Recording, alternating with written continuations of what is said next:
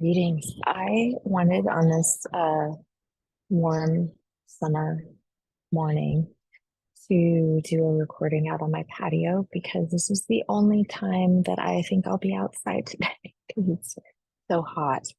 Um, I wanted to do an Osho update, Ask Osho, and I'm going to be asking the question.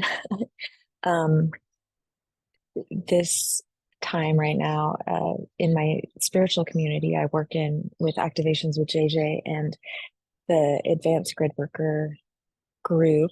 There's a starseed grid work community, and then there's the advanced grid worker community called Nexus that I facilitate with. And we just had a meeting this morning, and there's this experience that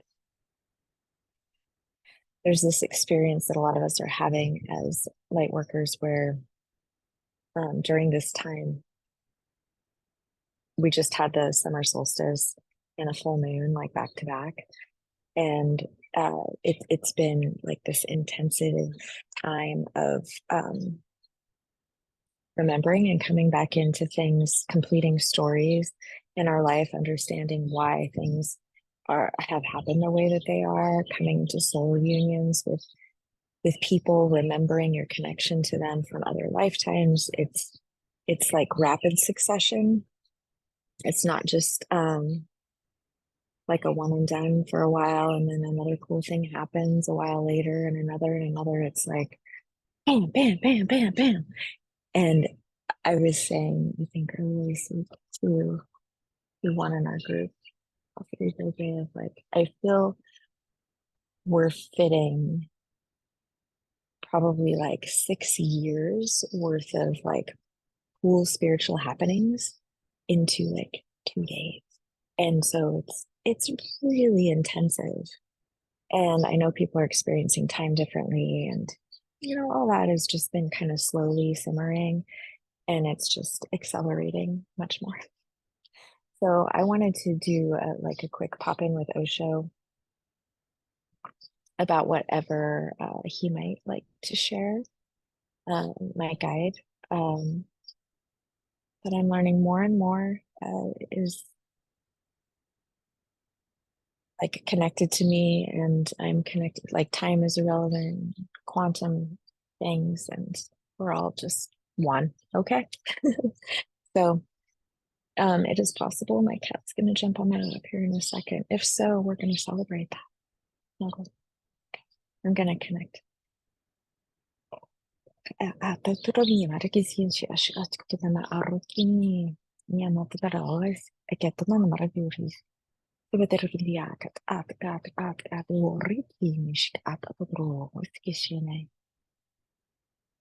Hey, Osho. I have a question about any wisdom to share with people who are experiencing this intensive acceleration right now and are not quite understanding what that is in their own life. Osho talks telepathically, but sometimes it's very fast. So I'm going to try to paraphrase all of this.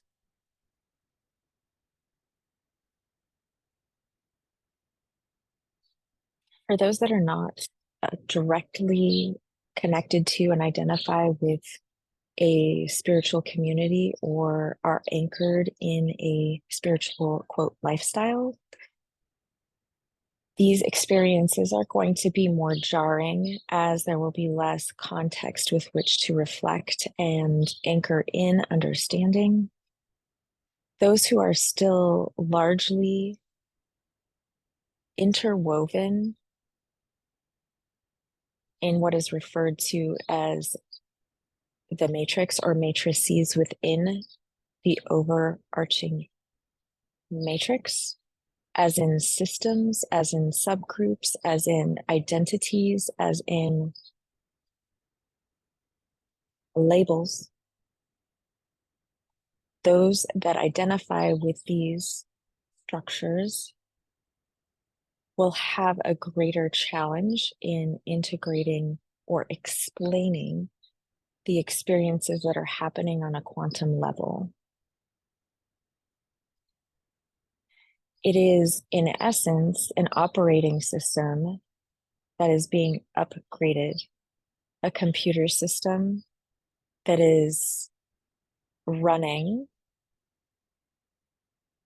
still by its old programming. Its programming is outdated. When you are running a program that is outdated, it moves in unpredictable ways that are sluggish. Communication is disrupted. Attempts at adjusting or creating new things within a sluggish program is oftentimes unsuccessful because it isn't anchored into the coding that is required for it to root down and grow. There are a great deal of interruptions that people are experiencing that are frustrating within those systems or matrices with which they identify themselves, as those systems are running on sluggish programming that needs upgraded.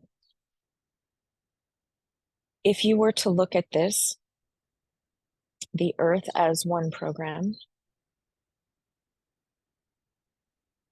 each region as another program, each continent as another program, and it goes deeper still inside microcosmically, fractalizing, all mirrors of the other.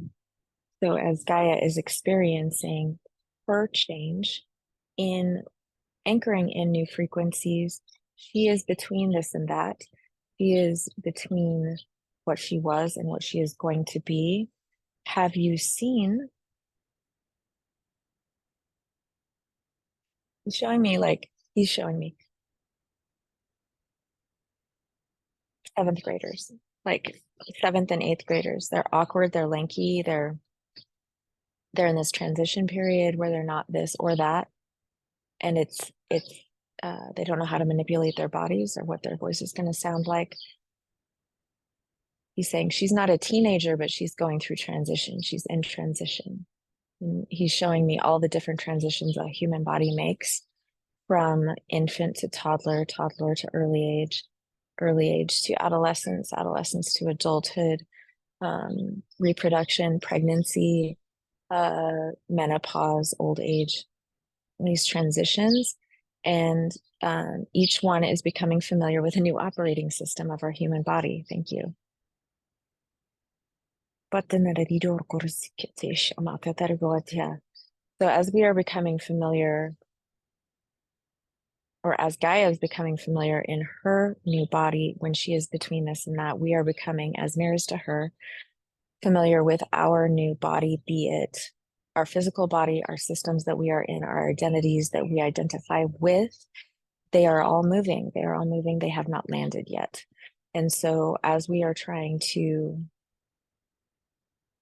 navigate those waters, he's showing me that there are a lot of people that are feeling frustration with things that are not going through properly. Like they have a great idea, like a business idea or an idea of development. Maybe they're just like wanting to change things in their home, updating things, whatever it is, big or small, whatever the plan is, even travel, big or small, big or small, big or small, he's saying, even down to the day that you are planning and what order things are going to go in on your planner, on your schedule.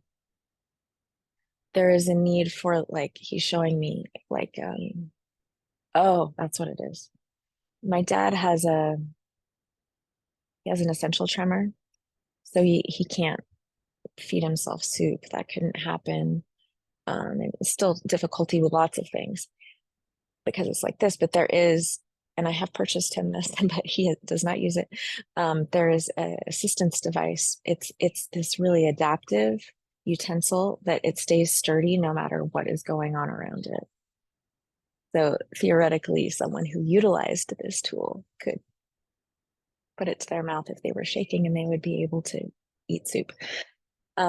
He's showing me that it's the ability of oneself to stay stable with the constant change, because we've been taught in the strictness of the structures that do exist that they are tight. They are tight, tight, tight. He's showing me like a tightened string around a package at Christmas, like it's tight. And it's the container is not, there's no wiggle room. And so all the systems that we are within have this really strict aparte de neurologies. He's showing me all of the like terms and conditions. You know, when you're like downloading an app and you get like 5 pages of terms and conditions that no one reads, you just agree to it and hope that it's like fine.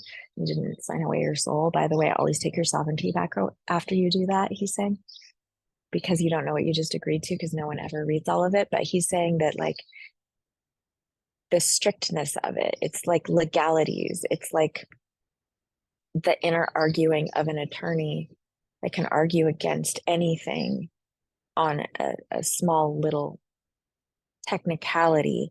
That's how rigid things have been. They've been so tight in all structures and all systems everywhere all the time, and down to people measuring their lawns, you know, length to make of the grass, to make sure that it's not outside of code. We are being asked.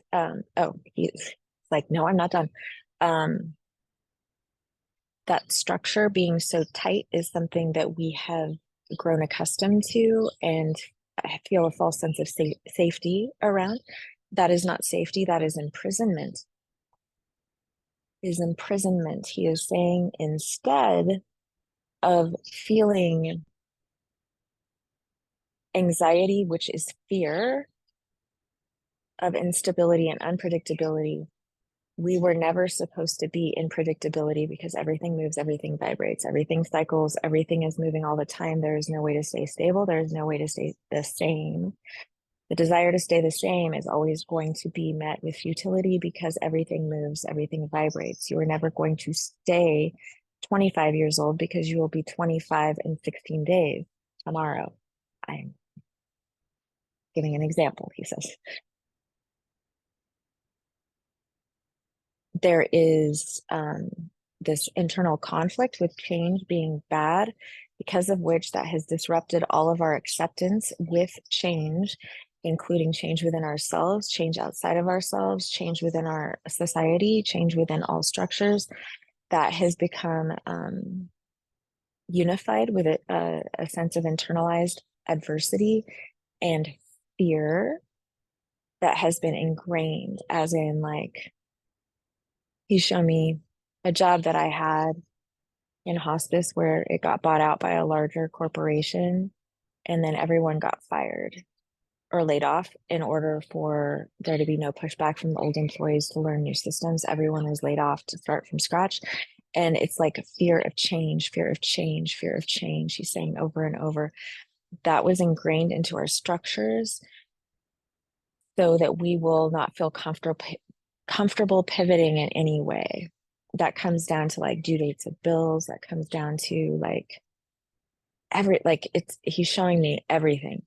Like every system, big and small, has a structure that is unrelenting in how concise those structures are, and what punitive outcomes await stepping outside of those structures.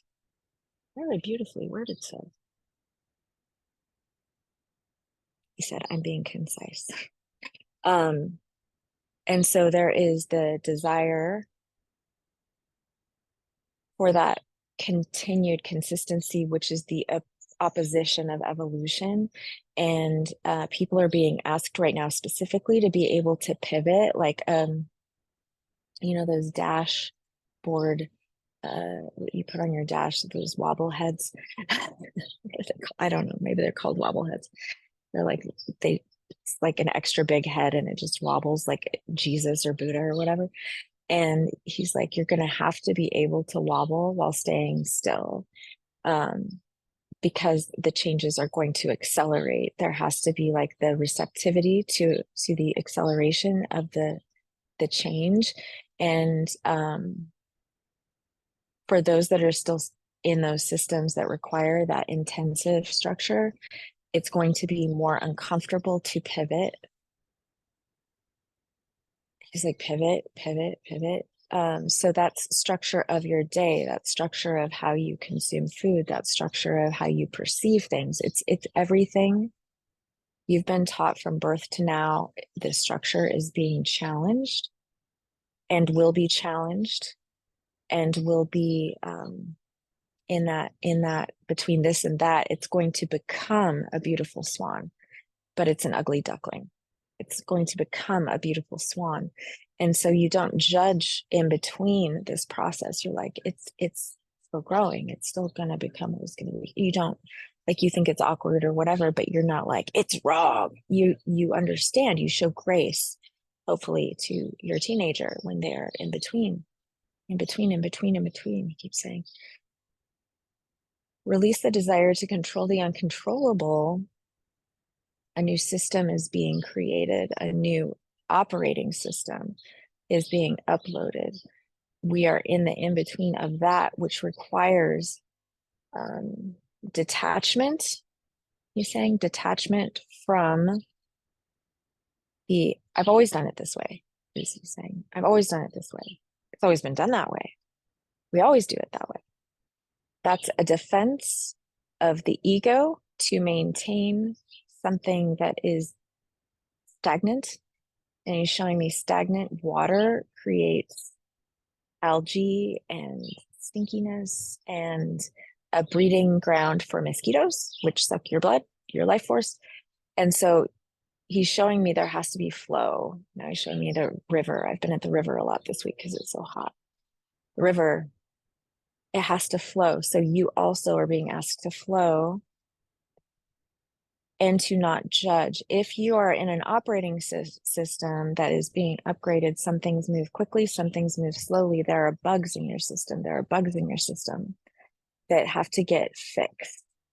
Being shown when I worked at a medical system, when we switched from paper charting to Epic, this electronic medical record, they brought in like 100 people from out of town to train and all this to put it online. And still, probably for the first several months after it came online, there was like help people in every department. Their bodies were put in there to be like, okay, what do you need? Because the bugs came up as the changes were happening, and they had to be addressed as the bug came up, because you couldn't actually predict how it was going to go until you were live, till you were in it. And he's showing me that this is that.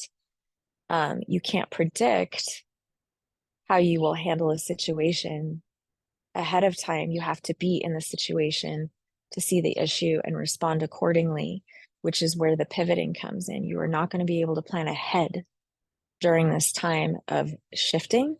You can't plan ahead because nothing is anchored. You are in a rapid, he's showing me like a rapid, it's like the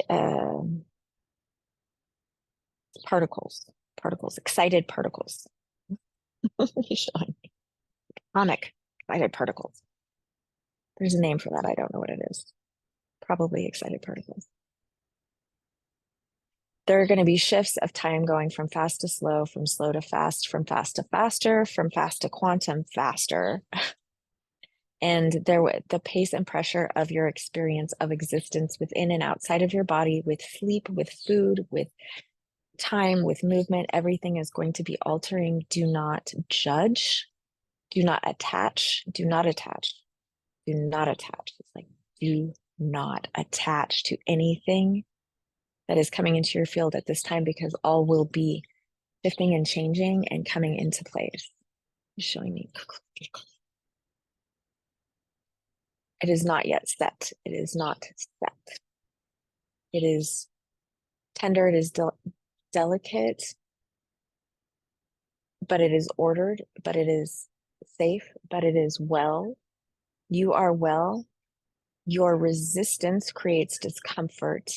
However, you can release connectivity within your personal world to identities and to states of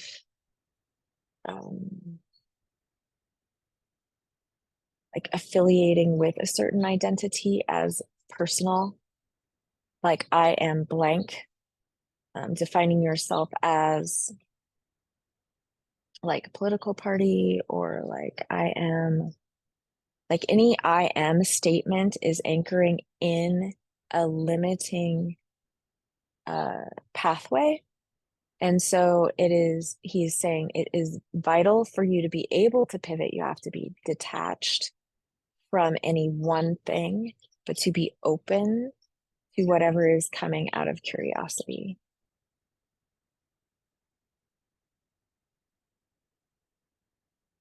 What else? He's saying, remember how beautiful this one becomes. What you see now is not what the outcome is. The outcome will be beyond your wildest dreams. Thanks so much. He like detaches when he's done. So I saw him, I felt him go back. It was very cool. I hope that's of use and of service, and is of comfort.